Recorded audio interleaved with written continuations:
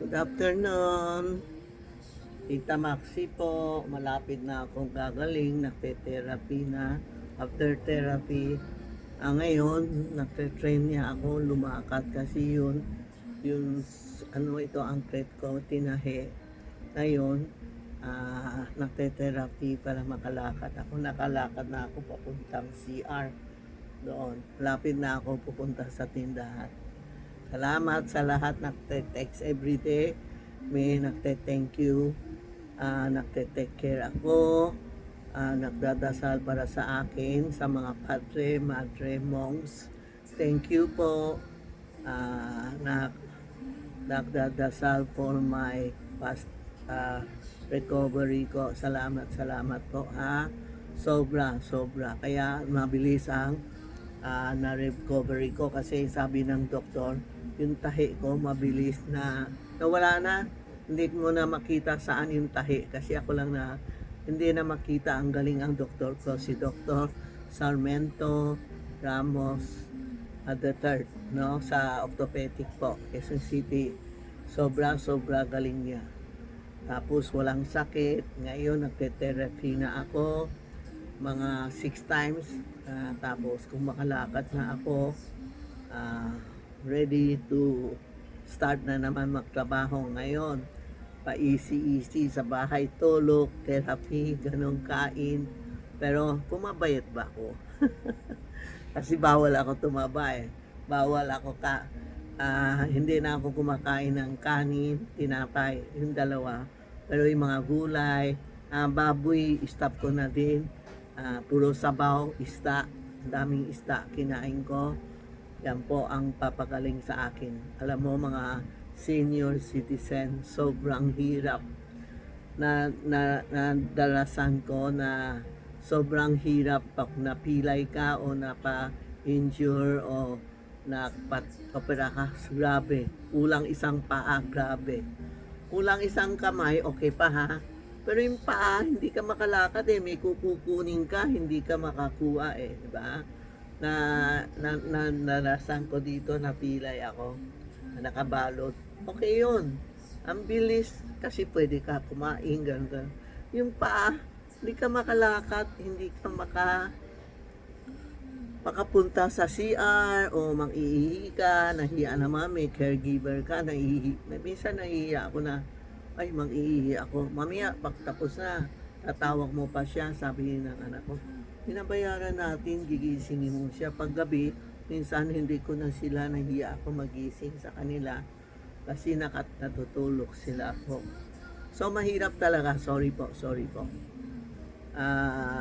Wag tayo, ingat lang tayo. Ako ingat din eh, pero nadapa din. Kasi yan will of God na suffer tayo. Maybe may kulang pa tayo. Pero ngayon, I'm happy. Tapos na ang mga suffer ko. Malapit na ako papasok sa tindahan, no? May mga tatanong tayo, antayin nyo na lang, maybe next one, andyan na ako. Kasi may iba-ibang therapy pa eh. Ngayon ang lakad ko lang, okay na, importante, lakad ko no?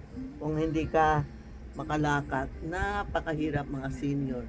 Kakain ka lang, pero at least kakain ka, maka yun ang problema, hindi ka makalakad eh. Di ba? Sandali yung CCTV ko na ayun ko na wala. Di ba? Mahirap yun, hindi ka makalakad talaga. Napaka-sorry, ang hirap, no? So, thank you sa lahat na 1.5 medyo mahina kasi mahina ang katawan ko. Hindi ako naka-live na sa these 2 weeks kasi sobrang pagod ako, sakit. Hindi sakit ng paa, parang yun, na-opera ka, di ba? May laman, lalabas ang laman. Yan, nagsasakit.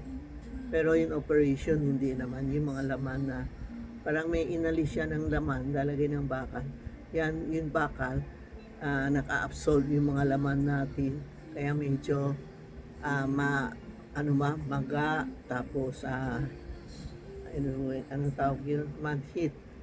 Ganun lang. Pero sa sakit, sa operation ko hanggang ngayon, walang sakit po. Kaya mga senior po, ingat. mahirap makasakit, no? Lalo na kung wala kang pera, no?